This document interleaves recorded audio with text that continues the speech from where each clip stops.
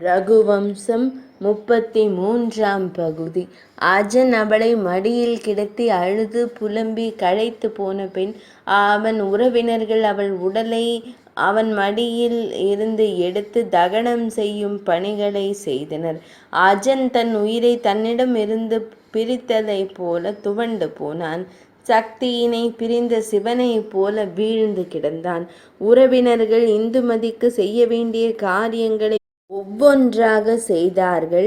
சுமங்கலியான அவளுக்கு அணிகலனெல்லாம் அணிவித்து அழகூட்டி திலகமிட்டு அவள் உடலை அகில்மரக் கட்டையும் சந்தனக்கட்டையும் நிரம்பிய சிதையில் வைத்து நெருப்பிட்டார்கள். அழகிய பூ ஒன்று நெருப்பில் கருகுதல் போல் அவள் எரிந்து போனாள். அவளுக்காய் அழுதே களைத்து போன அஜன் அந்த நெருப்பில் தன் வாழ்வும் மகிழ்ச்சியும் சரிவதைக் கண்டு உயிரின் மூலம் வரை தீரா வேதனை கொண்டான். இந்துமதியினை அஜன் தன் உயிருக்கும் மேலாக நேசித்தான்.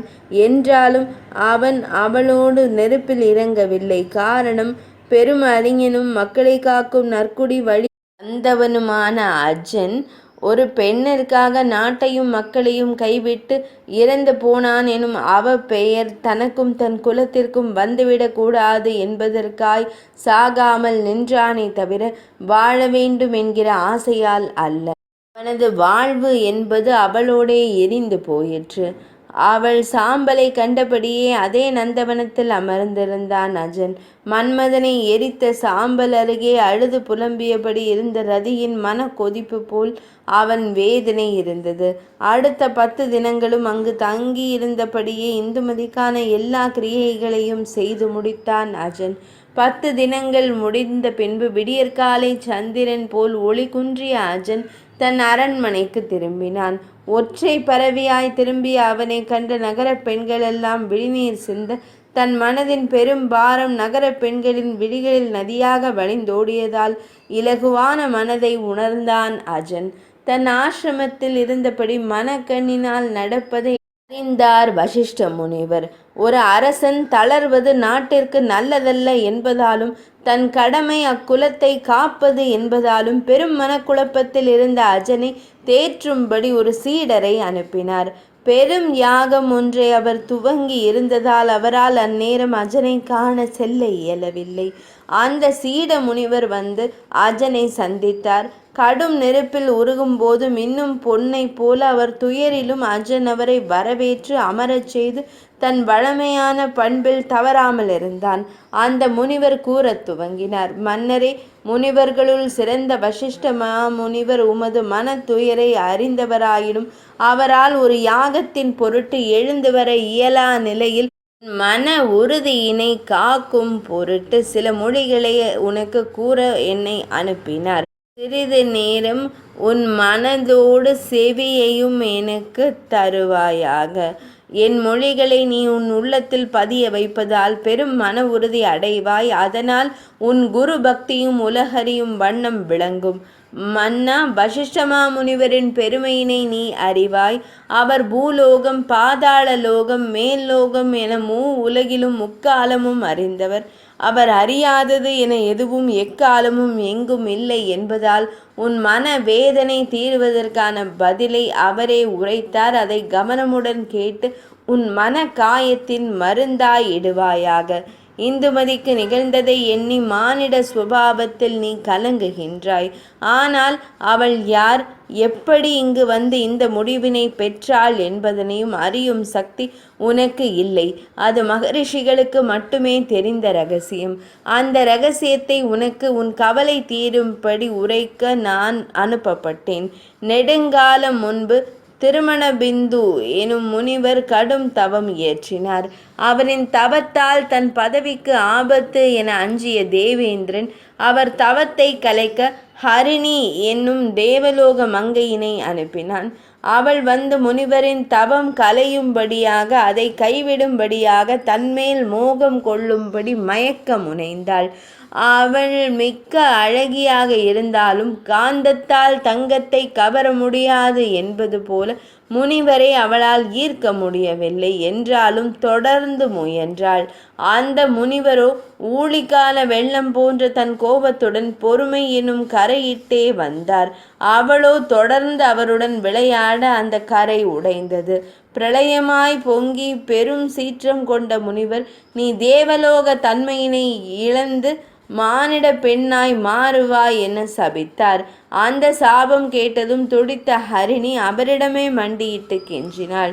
முனிவா, முக்காலமும் அறிந்து தாம் என் நிலை அறிய மாட்டீரா? நான் வேண்டுமென்றேவா இதை செய்தேன்? தேவேந்திரனின் அடிமையான நான் அவனிடம் உத்தரவை எப்படி மீற இயலும்? ஏவவிட்ட அவனை விட்டு என்னை தண்டிப்பது எப்படி நியாயமாகும்? சாபமிட்ட திருவாயால் எமக்கு விமோச்சனமும் உரைத்து வாழ வைப்பீர் என்று மன்றாடினாள். பகலில் தகிக்கும் பாலைவனம் இரவில் அதே அளவில் குளிர்தல் போல முனிவருக்கு கோபம் எவ்வளவு பெருகுமோ அவ்வளவு இரக்கமும் பெருகும். அவள் நிலைமை கண்டு இறங்கிய முனி சிரேஷ்டர், என் சாபத்தின்படி நீ மானிட பெண்ணாய் பிறந்தாக வேண்டும்.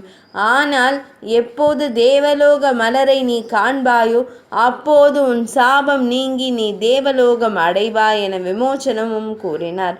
அந்த ஹரிணியே முனிவர் சாபப்படி விதர்ப்ப நாட்டின் இளவரசியாக பிறந்து உன்னை அடைந்து உன் மனைவியாக இங்கு வந்து வாழ்ந்து நாரத மாமுனிவரின் தேவலோக மலர் மாலையால் விமோச்சனம் அடைந்து தன் சாபம் நீங்கி இந்திரலோகம் சென்று விட்டார். அவளின் சாப விமோச்சனத்தினாலே இப்படி நடந்தது என்பதனை உணர்ந்து அவளை குறித்த கவலையினை மனதிலிருந்து நீக்கிவிட்டு ராஜ்ய பரிபாலனத்தில் கவனம் செலுத்துவாய். மனைவி என்பது வெறும் பெண் உருவம் அன்று, அது ஒரு ஆணுக்கான பொறுப்பு. அந்த மனைவி ஸ்தானத்தில் இருப்பவளை காக்கும் பொறுப்பு. அதனால் இந்த ராஜ்யத்தையே நீ மனைவியாக ஏற்று நன்முறையில் நடத்தி காத்து வருவாயாக. பிறக்க ஒரு காலம் உண்டென்றால் எல்லோருக்கும் இறக்கவும் ஒரு காலம் உண்டல்லவா? தோன்றியது எல்லாம் மறையும் என்பது படைப்பின் விதி. அதை உன்னாலும் யாராலும் மாற்ற முடியாது என்பதை உணர்ந்து அதனை ஏற்றுக்கொள்வாய். மனதிடம் அடைந்து துயரம் நீங்கி கடமையினை செய்வாய்.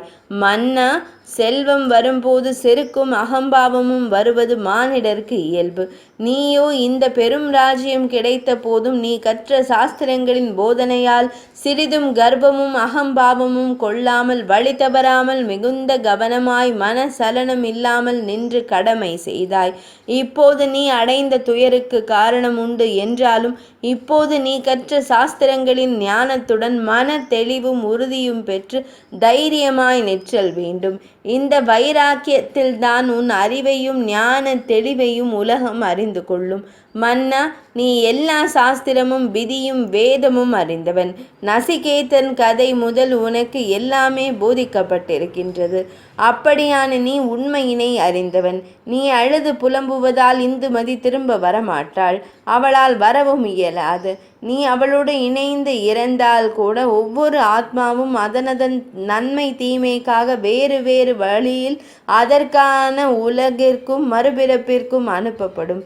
அங்கும் உன் வழி வேறு அவள் வழி வேறு என்பதனால் நீ இறந்தாலும் அவளை மீள அடைய முடியாது.